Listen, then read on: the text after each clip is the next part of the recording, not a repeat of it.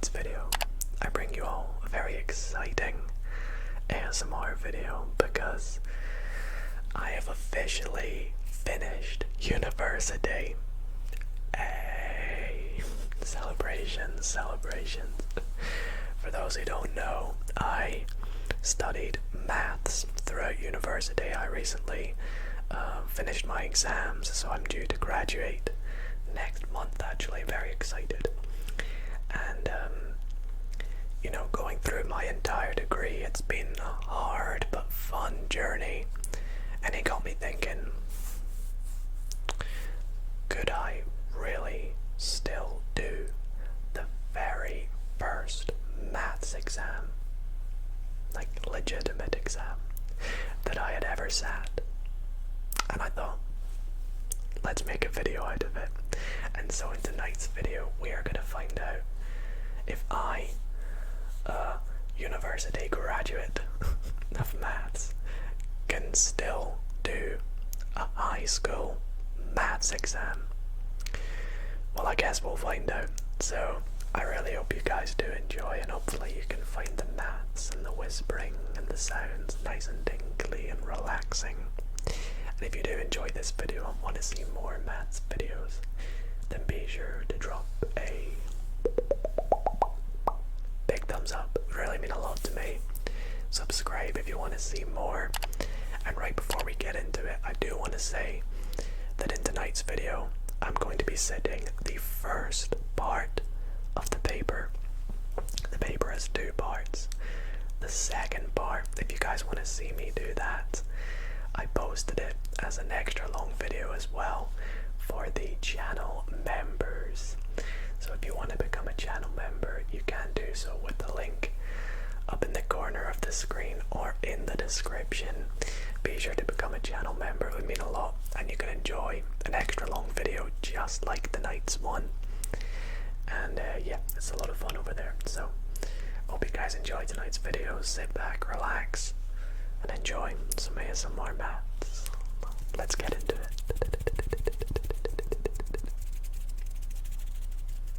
Alrighty, so I thought it would maybe be a good idea to start by actually taking a look at the paper so you guys can kind of get an understanding of what the high school maths papers are like where I live in Scotland. So as you can see, this paper here is N5, which actually stands for National 5, which is the type of exam in Scotland you would sit usually in the higher end of high school, and you would do this usually at the age of 16. I was 16 when I sat this, as you can see, in 2016. Actually, I was technically only 15 at the time, but as you can see, sat this exam on Thursday the 12th of May. I remember it very well because at the time I found this a very tricky paper, but fingers crossed, now I shouldn't have an issue at all. And you can see it's also called paper 1, and that is because we sit two maths papers, usually one right after the other. One non-calculator and then one calculator paper. Now, I don't know how long this video could turn out to be, but we'll at least give the non-calculator paper a little bit of a go, especially because the time limit that we are given to do it in is 1 hour. So who knows where it's going to take us. I don't really remember the questions, but we'll do a little scroll down. So you can see we actually start by getting a bit of a formula sheet. We'll run by that in a sec, but you can just see the questions are sort of laid out very nicely. We get a little space to write our answers, which I will be doing so with my tablet. And each question has a certain amount of marks, and of course you get your grade based on how many marks you achieve correctly. So that's kind of the basic gist of the paper.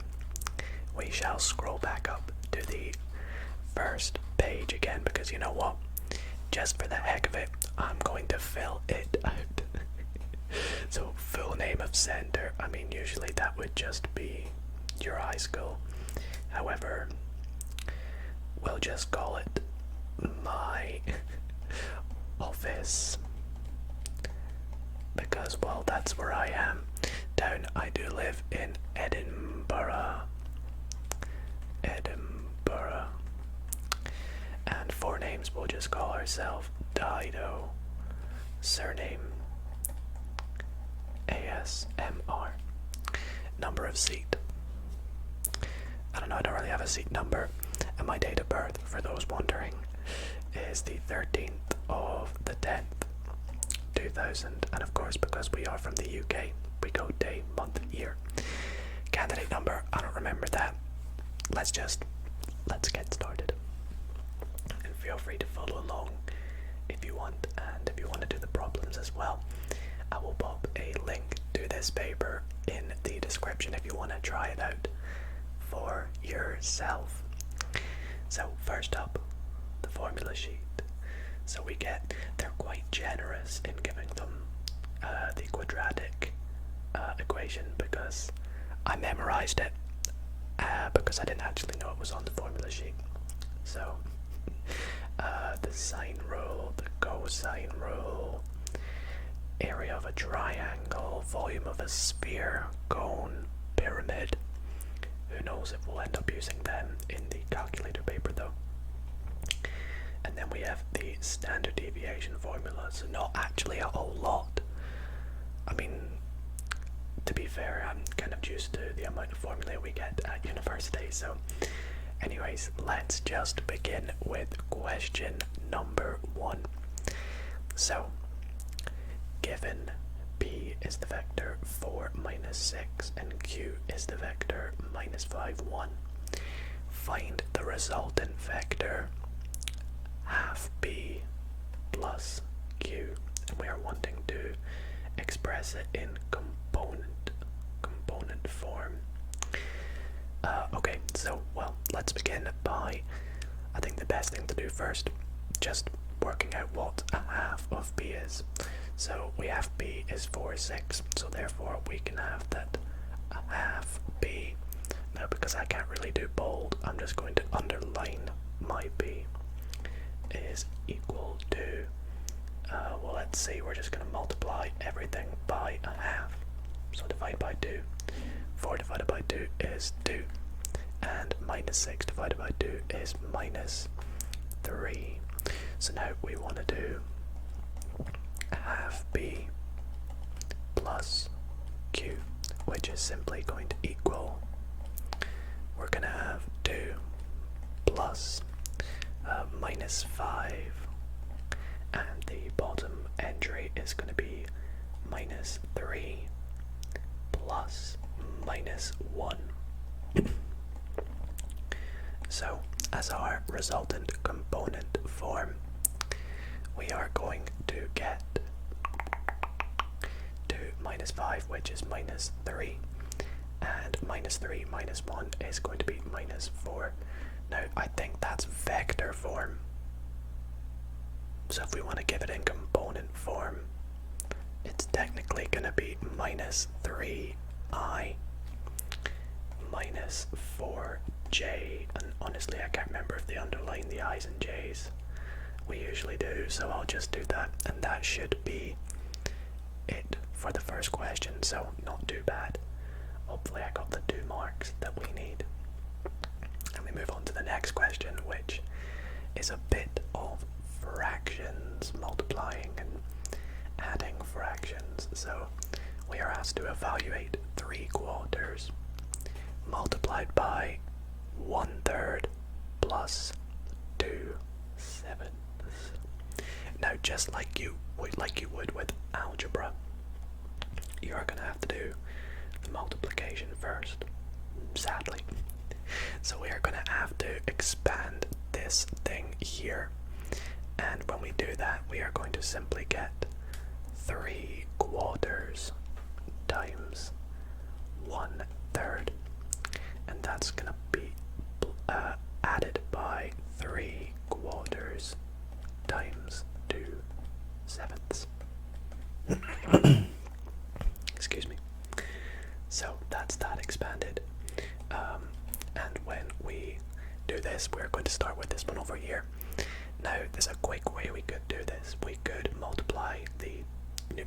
numerators and denominators to get 3 over 12, which we can already work out is going to be 1 quarter. Or you can do this little trick where, because you have 3's on the diagonals and they have a common factor, you can actually divide this by 3 and get 1, and divide this by 3 and get 1, and that there is just going to give you 1 times 1 over 4 times 1, which is 4. And then we're going to be adding, and we can do it again on this bit here because we have 4 and 2, so we can divide both things by 2, and we're going to get 3 over 14.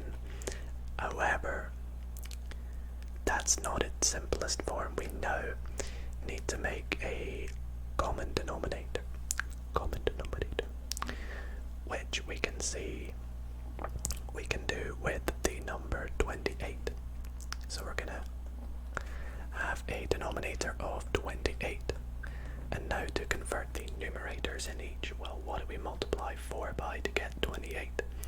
We multiplied it by 7, and to get 28 from 14 we multiply by 2, so we get 6. So that's going to give us 13 over 28, and I think that is as simple as that gets. Very nice. That was a fun question. On to question 3 now, and it looks like we have ourselves a bit of geometry. I love geometry. So what are we told? The diagram shows a sector of a circle with center C. The radius of the circle is 20 centimeters, as we can clearly see, and the angle ACB is 45 degrees. Calculate the area of the sector, and they've nicely told us to take pi to be 3.14, so of course this is going to be somewhat inaccurate if you were to do this with the legitimate value of pi, but this is not calculated, so I can see why they've done that. Now, if we were to work out the area of this as a whole, let's assume that this was like an entire circle. That's awful, that's awful. Let's redo that. Let's redo that circle. If we had this as a whole circle, okay, it's not going to be a good circle. We have this little segment here with 45 degrees. If we were to work out the whole circle as the area, we would have 20 as the radius. So our area of the circle, let's just call it area of the circle, little subscript c, is going to be equal to, well, the area of a circle is pi r squared.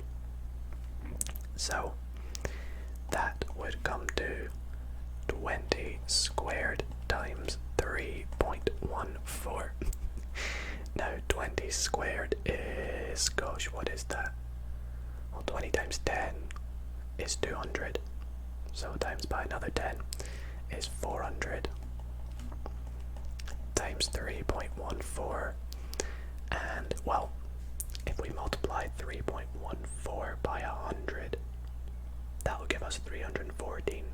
So to multiply it by 400, we just do that 4 times. So 314 times 4 is, gosh, I'm going to have to do a little chimney multiplication here.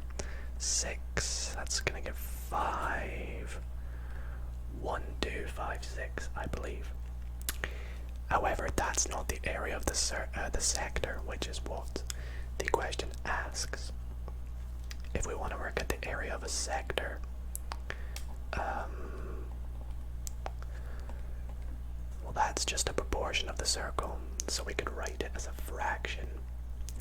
Now, as we all know, circles are a circular shape, obviously, so they're going to have a degree of 360 from one point all the way around and back up.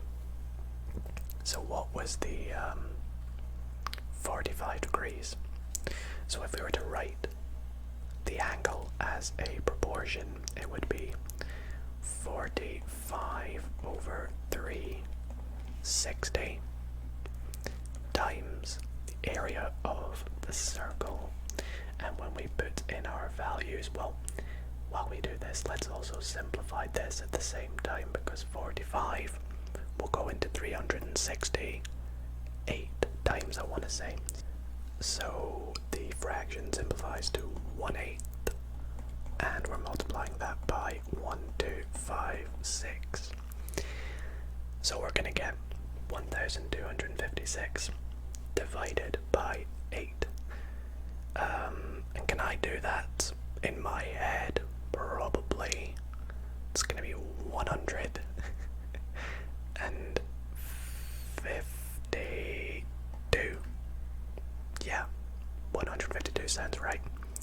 And that's going to be centimeters squared, as it is an area. I guess I'll do it up here as well, for those who that may have annoyed. But that was nice. That was a nice question. Moving on. Charlie is making costumes for a school show. One day he made 2 cloaks and 3 dresses. The total amount of material he used was 9.6 square meters. And for 1 mark, we are asked to write down an equation to illustrate this information. Right. So let's just abbreviate things here. Let's use the letter C, and we'll say that is a cloak, and D is a dress, and that's going to imply that our formula is going to be 2C, because it's 2 cloaks, and so we're adding 3 dresses, and that's going to equal, we'll just say 9.6 square meters. We don't need to write units usually, because, well, you just don't usually as an equation. Part B says the following day Charlie made 3 cloaks and 4 dresses. The total amount of material he used was 13.3 square meters, and we write down an equation for that. So what do we have? 3C plus 4D is equal to 13.3. Nice. And then part C here says calculate the amount of material required to make 1 cloak and the amount of material required to make 1 dress. Okay, so it's a little bit of simultaneous equations. That's nice, we love that. So we are going to have to solve these 2 equations simultaneously. What I'm going to do is I'm going to just write here A and B to refer to them as my equations. So where you see A, I just mean this equation here, and B is this one here. So what are we going to do? We need to eliminate one of these terms. So we have to try and make them the same thing. So I think I'll try and eliminate the C's. Now we can make 6C with both of them by multiplying the first one by 3, bottom one by 2. Should we do that? Let's do that. So like to the side, I'm going to write times 3 times 2.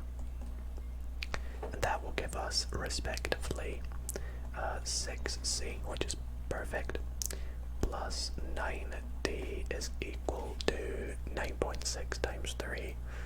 Well, 10 times 3 is 30, and 0.4 times 3 is 1.2, so 30 take away 1.2 is going to be 28.8. And for B, we're multiplying by 2. That's nice and easy. Just double everything. We get 6C plus 8D is equal to 26.6. Nice. Now to solve simultaneously, let me just draw a little line here.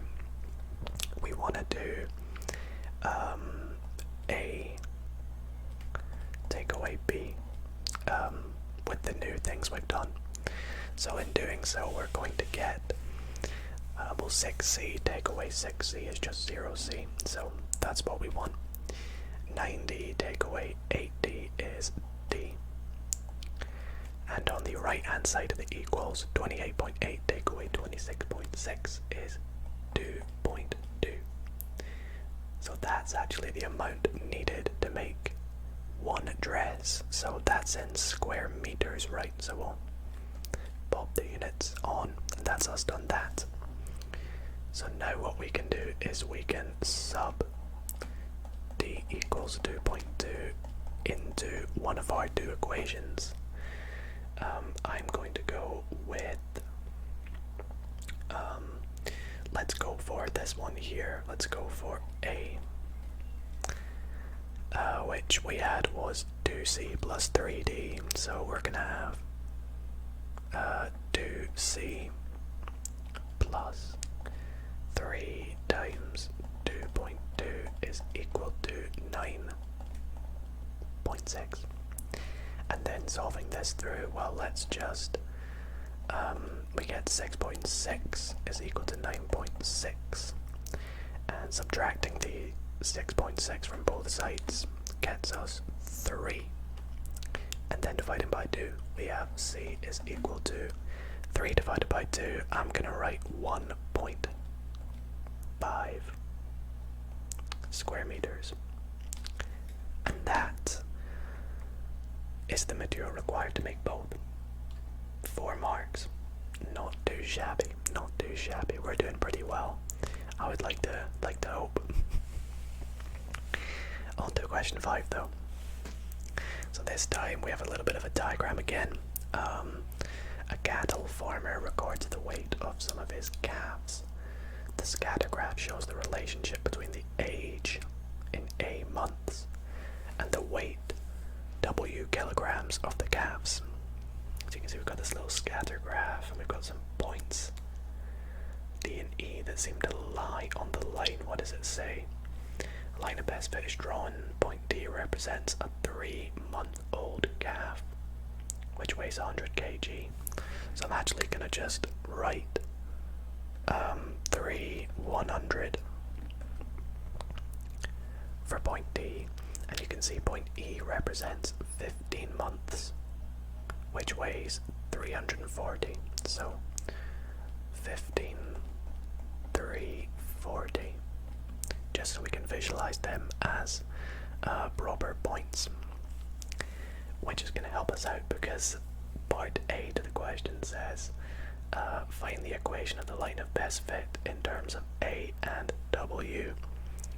Get the equation in its simplest form. Alright, so what two things do we need to work out the equation of a straight line? We need the gradient and a point that lies on the line, basically. So let's take the gradient formula, which is the gradient is the change in y divided by the change in x. And then the change in y we can see is 340 divided by 100 if we are, kind of using these 2 points to sort of make ourselves a little triangle like that, So the change in y is 340 take away 100. And the change in x, sorry that's a horrendous line, I know, is 15 take away 3. So simplifying this, we get 240 over 12, which is nice and easily just 20. And we have a point that lies on the line as well, which is 100, which is D, isn't it? It's 100. So we're going to sub that into, let's put into y equals 20x plus, well, we don't know what c is, that's what we're actually trying to work out here. So in doing so, We have our y, which is 100. Our x, which is 3, so 20 times 3 is just 60. Plus c. And this implies that c is equal to 40. So therefore, that's what that little symbol there means, by the way, for those wondering. Our equation of the line of best fit is y is equal to 20x plus, you know what, that's, apologies, I change how I do my x's from time to time, plus 40. Very nice, very nice. And then part B says, use your equation from part A to estimate the weight of a 1 year old calf. Now they've put year in bold because they don't want to, well, they're trying to trick people out. And of course, oh actually wait, I've not written it in terms of A and W. W is the weight, which is Y. So W is equal to 20A plus 40, which simply means that the weight of a calf is given by, or estimated by, 20 times its age in months plus 40. So if we have a calf that's 1 year old, let's just write out this equation again. We have W is 20A plus 40 for 1 year. That's equal to 12 months. So the weight after 12 months is going to be 20 times 12 plus 40, which is going to equal, 20 times 12 is 240 plus 40, which is equal to 280 kg. There we go. Nearly made that mistake, but I didn't. Nice. On to question 6 now. Determine the nature, bit of quadratics, of the roots of the function 7x squared plus 5x minus 1. Okay, so for this question, we're going to use the discriminant.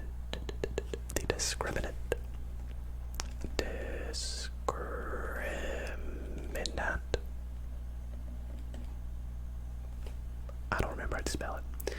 Which is b squared minus 4ac.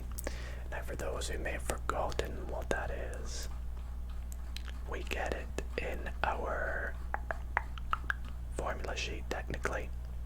It's this little bit here inside the quadratic equation. That's very generous again, as I said, that they give you that. So let's scroll on down again to here. Get rid of them. So using that, we have our values A, B, and C. I'll write them down here though. And this is because we have ax squared plus bx plus c. So that implies A is equal to 7, B is equal to 5, C is minus 1, little minus. So b squared minus 4ac becomes 5 squared minus 4 times 7 times minus 1. So we're going to get 25 minus 28. So we actually get a positive value, and we have to be very careful when doing this, because depending on whether our answer was positive or negative or 0, that will greatly affect our answer to the question. So as you can see here, we get a positive value of 53. So we would say, since b squared minus 4ac is greater than 0, we'll say the function as real and distinct. We always say distinct, which means different. Distinct roots. Very nice. Question done. Let's move on to question 7. Wow, they love their diagrams. The diagram shows a rectangular based pyramid relative to the coordinate axis. A is the point 2, 0, 0, as shown. V is 5, 2, 6. Write down the coordinates of B. Okay. Well, if we have this point V, this is going to be awful. It's the midpoint of this sort of rectangular base bottom thing. So the distance from A's x coordinate, anyways, that is, from there to the middle of there is 3. So we know that this bit here is 3. This bit here must be 3. So we know that the x coordinate of B is going to be 5 plus another 3, which is 8, if that makes sense. And we can do a similar thing with its y coordinate. We can see it goes back 2, so it must go back another 2 to give 4. And B is on the bottom of the z-axis, so it's just going to be 0. And we can see we have the rectangular based bottom, which is 6 by 4, if that makes sense. So that's why, you know, our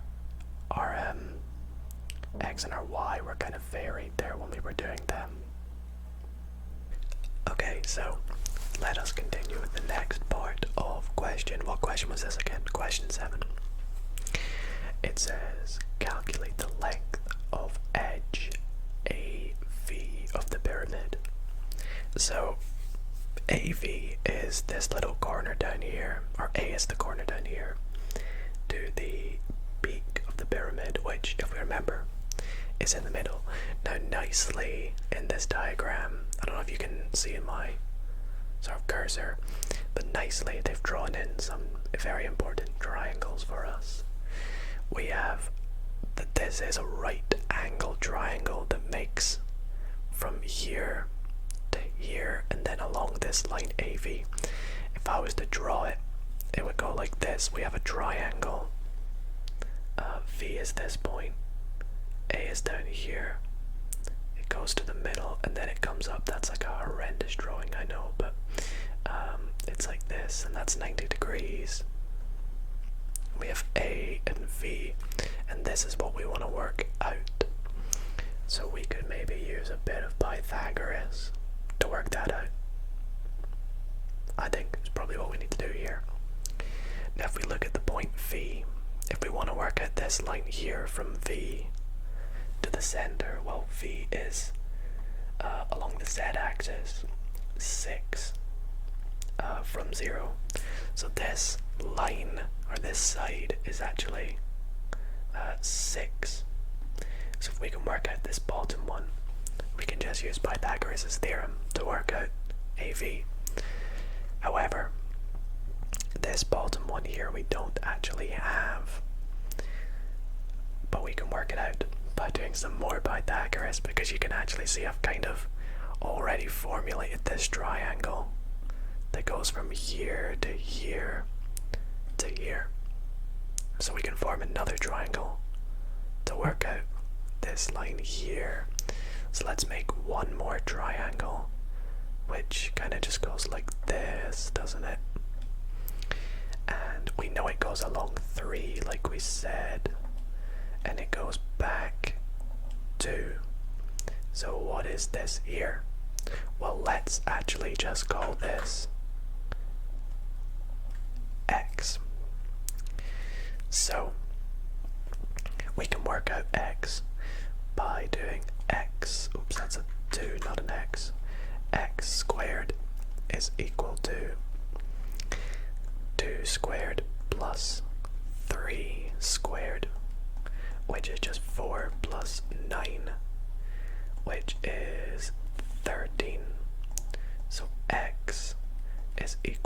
root 13, which is not actually a very nice number, to be honest. But that tells us that this here is root 13. So to work out AV, well, AV squared, let's make that a bit of a more obvious squared, is going to be equal to root 13 squared.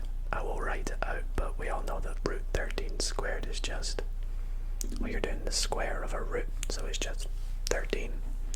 And we're going to be adding 6 squared, so it equals 13 plus 36, which is 49.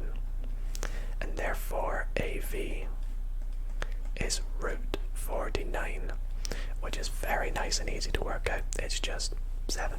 It's a square number. So square root of 49, 7. That's the line AV. 3 marks for just doing 2 bits of Pythagoras. It's probably because we use this little root 13. I have a feeling that might throw a bunch of people off because you think you might have that wrong for some reason. But yeah, that was not bad. I should probably draw in the little right angle symbol there. But we'll move on to the next question.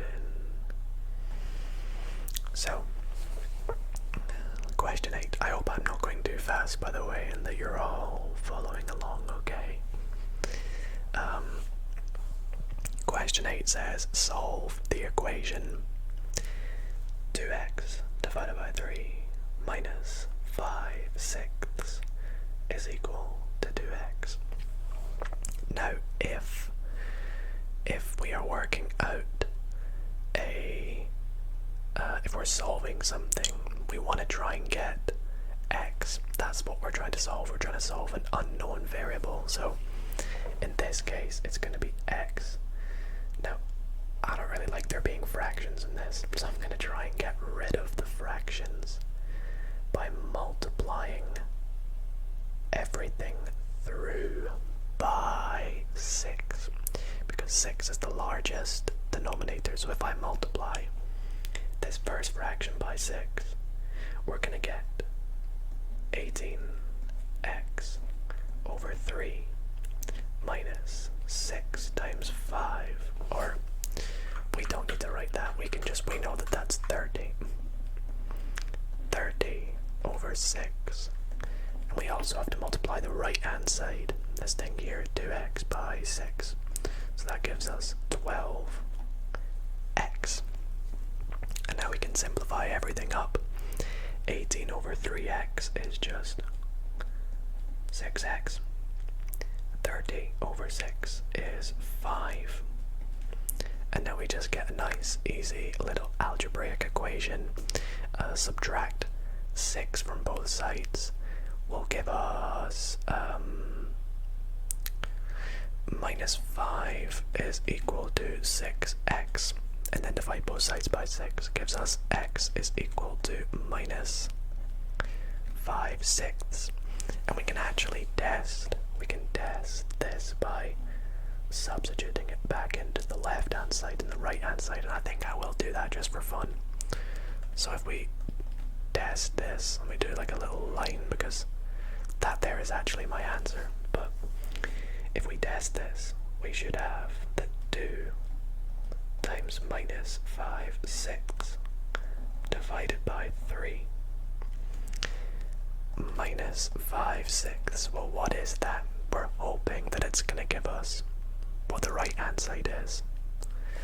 So we've got 2 times minus 5/6, which is just minus 10 over 6. And if we're dividing by 3, that's the same as multiplying by a third. And then subtract 5/6. And if we do all that, well, this is simply going to give us minus 10 over 18. We could probably make that a common denominator as well. Minus 10 over 18. I'm going to go off the page a little bit here, sorry. Subtract, let's make this over 18. That's going to be 15. And then we're going to get minus 25 over 18.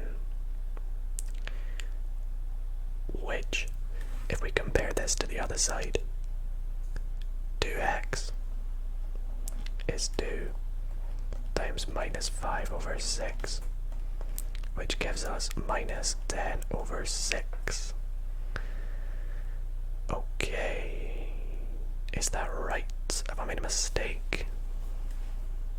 I think I may have made a mistake somewhere. Let's see. Multiply by 6. Why did I make that 18x? That's, yeah, 2 times 6 is definitely not 18. Well, we're gonna delete all of this. Let's honestly just start the question again. This should be 12 over 3x. My bad, sorry you had to watch all that. Minus 30 over 6 is equal to 12x.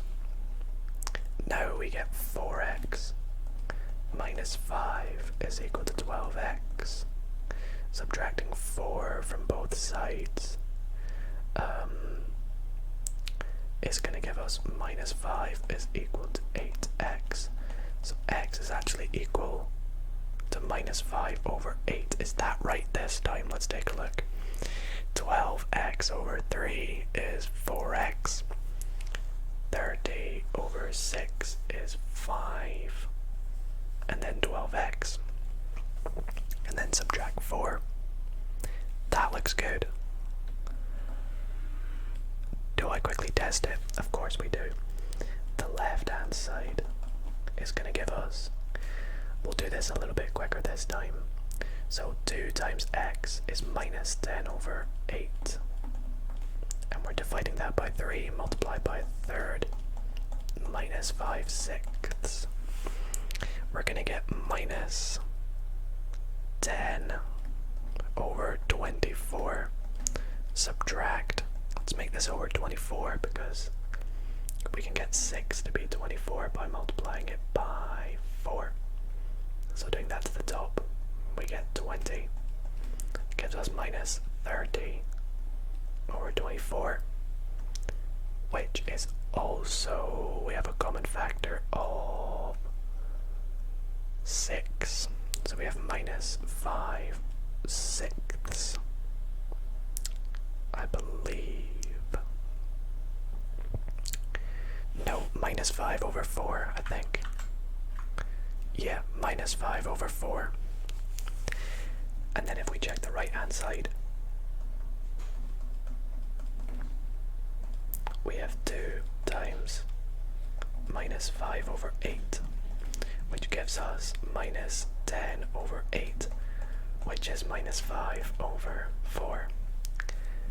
Right hand side equals the left hand side. Gosh, that was probably harder than it should be, but it works. That's my little test. If that didn't make sense, as long as you know the answer is minus 5 over 8, we're good. See, this is why I've always learned that if you can check your answers in any way, it's best just to do it. Like with some of them here, especially with the simultaneous equations, you can definitely test them. Okay, so on to the next question. The function f of x is defined by f of x is 2 divided by root x, where x is greater than 0. Express x f of 5 as a fraction with a rational denominator. Okay, so we have our f of x. If we input 5 as x, we're going to get 2 divided by square root of 5. However, the question specifically asks us to rationalize our denominator. And so to do that, we want to multiply the top and the bottom by root 5. So root 5 over 5, which is just 1. That's what rationalising the denominator is. And this gives us 2 root 5 on the top. And on the bottom, just 5. And that's all good. That should be that. Question number 10. Sketch the graph of y equals x minus 3 squared plus 1. And we are asked on our sketch to show clearly the coordinates of the turning point and the point of intersection with the y-axis. Okay, so before we sketch this, we are going to want to work out everything that it's asking us to clearly show on our diagram. So that would be the turning point and the point of intersection with the y-axis. Now notice that they don't ask for the roots or the intersection with the x-axis. Does that mean that this graph doesn't intersect the x-axis? Well, I guess we'll find out, won't we? Let's begin by expanding it. So, expanding this first part, we're going to have x squared. We're going to have 2 minus 3x's, so minus 6x plus 9. And then plus that extra 1, we'll just tidy that up to plus 10. Now that there does not factorize into 2 brackets, which is what you would usually do if you want to work out the roots. Setting y equal to 0. So yes, if you were to use the quadratic formula in the square root bit, the discriminant bit, you would get b squared, which is 36 minus 4 times 1 times 10, which of course is going to give you a negative. So this graph does not cut the x-axis. Instead, however, it will cut the y-axis, the point of intersection with the y-axis. And it does that. If you imagine a graph, it's going to look something like this probably. This isn't my official diagram, but it's probably going to go something like that. In fact, yeah, it's pretty much going to look like that. So I think I will actually use this as my diagram because it looks very good. Although not straight lines, I'm sorry, I don't really have a ruler. So for the y-intercept, it crosses this point here when x is 0. So when x is 0, if we just substitute that in, we get 0 squared minus 6 times 0 is just 0 plus 10. So the y-intercept is when y is 10. So that little point there is 0, 10.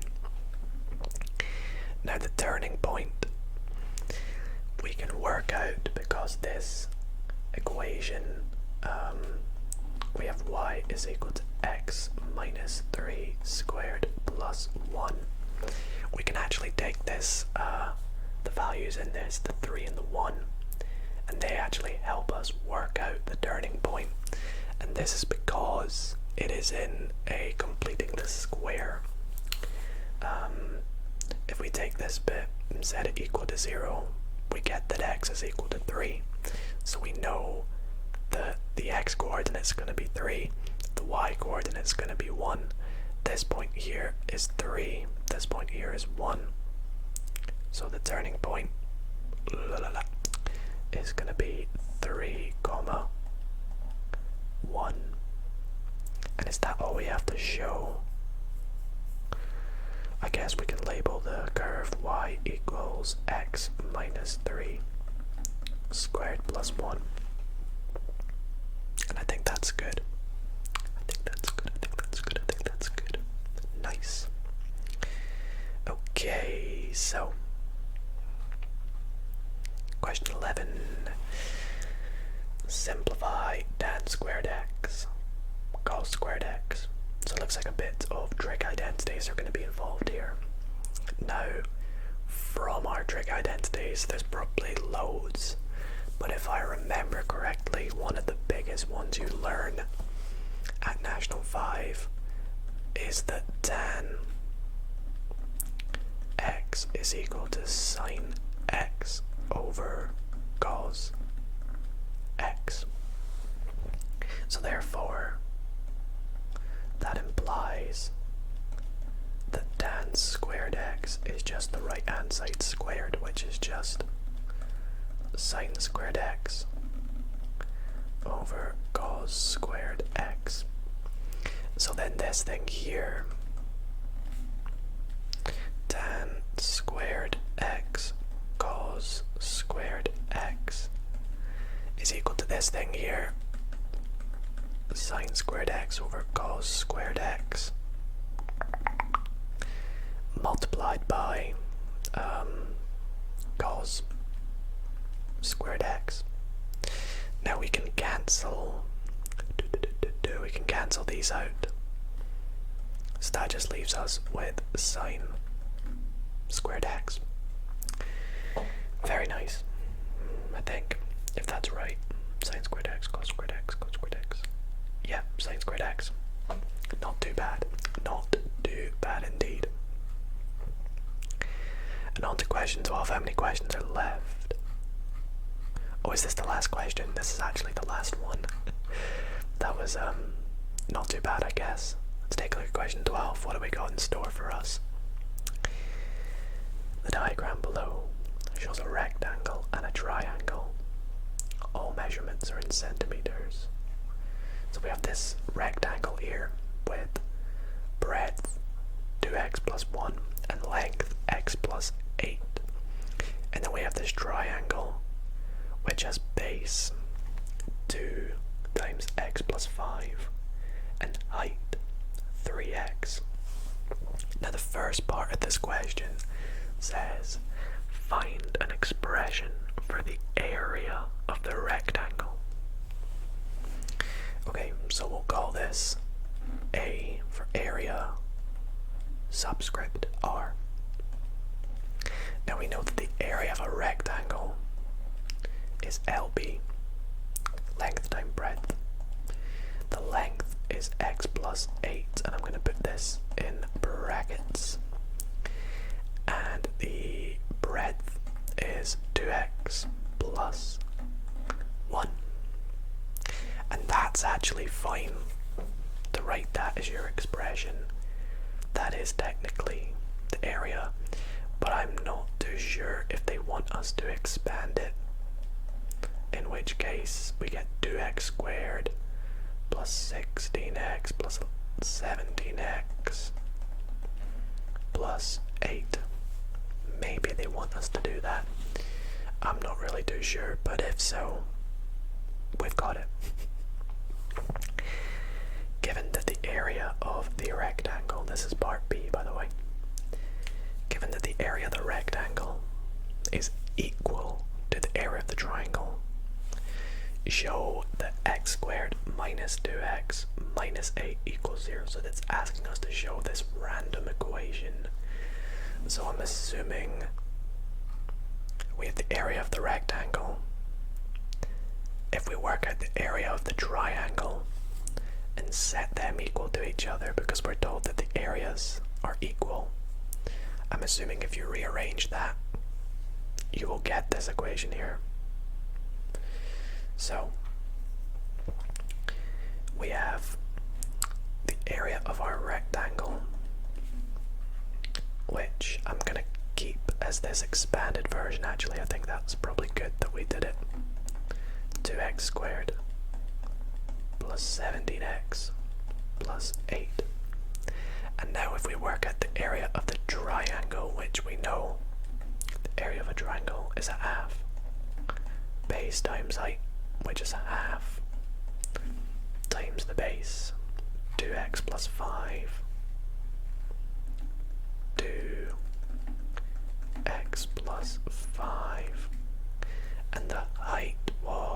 3x.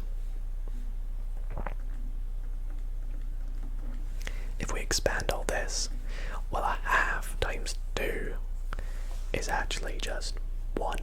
So it's just going to be x plus 5 times 3x.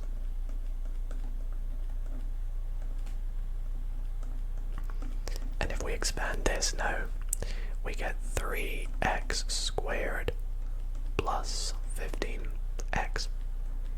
Nice.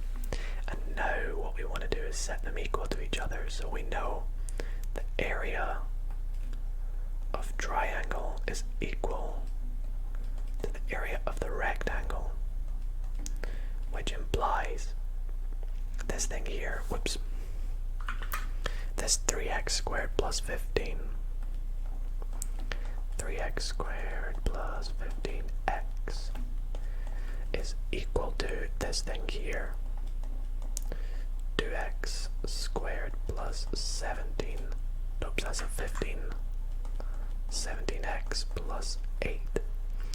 And then if we rearrange, we simply get, take away 2x squared from both sides, x squared, subtract 17x from both sides, minus 2x, subtract 8 from both sides, minus 8.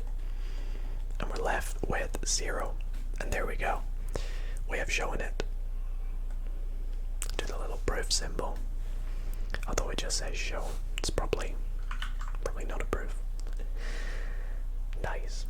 The fact we got it means we don't need to check it. So, hence, find algebraically. Oh, there's a hence question. Find algebraically the length and breadth of the triangle, of the rectangle, sorry. Okay, so we want to work out what this value here is, this 2x plus 1, and what this x plus 8 value is. So obviously, we're going to need to work out x. And we can do so with this equation here. What is it again? X squared minus 2x minus 8 equals 0. Yeah. We can actually solve for x because we're told it's equal to 0. We can factorize it into brackets.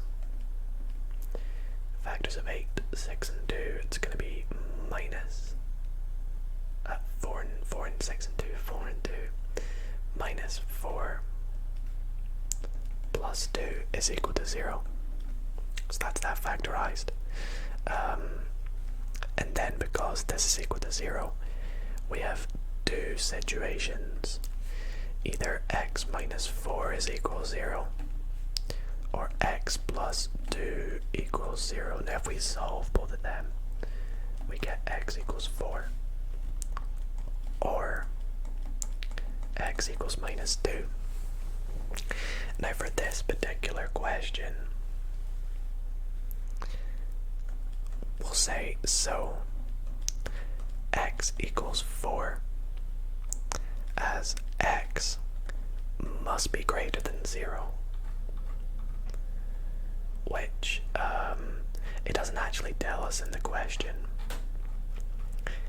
but we know it because we're talking about lengths and areas and sizes, and with sizes you can't have a negative. You know, if I'm saying this rectangle or my hand is minus 15 centimeters, you're like, wait a minute, that doesn't make sense. So therefore x has to be greater than 0. It can't be negative 2. So x is 4. So we'll say thus the length, breadth is equal to, what was the length again? Length is x plus 8, breadth is 2x plus 1. X plus 8, 2x plus 1, let's fix up that x, it looks a bit like a D. And then we have the x is equal to 4, So all we have is 4 plus 8 and 2 times 4 plus 1, and this gives us 12 centimeters and 9 centimeters respectively. And that is the last question. And I think that was actually not too bad. I mean, fingers crossed. I'm doing a little look back. I don't think I've made any mistakes. Gonna look at my graph again. 1,3, oh no, 3,1 sounds right. And yep, happy with everything. This one here really tripped me up, I don't know why. But other than that, that wasn't too bad actually, and it was actually a lot of fun, and I hope, fingers crossed, you guys could follow along with every question. Well guys, that is gonna be it for tonight's video. I really hope you enjoyed this nice extra long ASMR maths video. I just finished watching back the footage actually, and I realised I made a couple mistakes actually in a few questions. I will correct them when I come to edit, but looking through it, it looks like I can officially say that I can still sit and pass, hopefully to a good standard, my high school maths paper that I sat, the actual paper I sat back in 2016, and so it was a lot of fun doing this with you guys tonight.